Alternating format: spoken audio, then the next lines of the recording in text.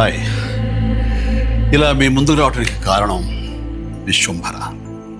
చాలామందికి డౌట్ ఉంది, ఈ చిత్రం ఎందుకు డిలే అవుతుంది, ఆలస్యం అవుతుంది.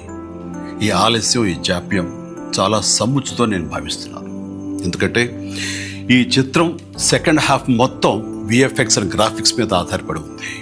మీకు అత్యున్నతమైన ప్రమాణాలతోటి, ద బెస్ట్ క్వాలిటీతోటి ఇది మీ ముందుంచాలి, మీకు అందివ్వాలన్న దర్శక నిర్మాతల ప్రయత్నమే ఈ జాప్యానికి ప్రధానమైన కారణం.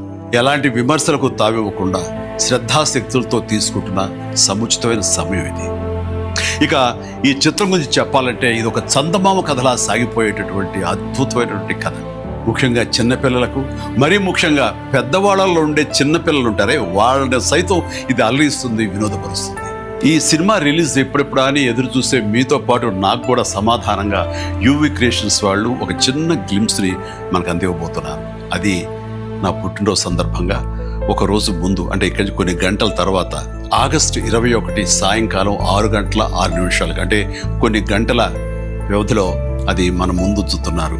అది మనల్ని ఖచ్చితంగా ఆకట్టుకుంటుందని నమ్మకం నాకైతే ఉంది. గ్లిమ్స్ వస్తుంది, అది మనల్ని అలరిస్తుంది. అది సరే, ఇంతకీ రిలీజ్ ఎప్పుడు చెప్పట్లేదే, అది కొంచెం లీక్ చేస్తున్నాను.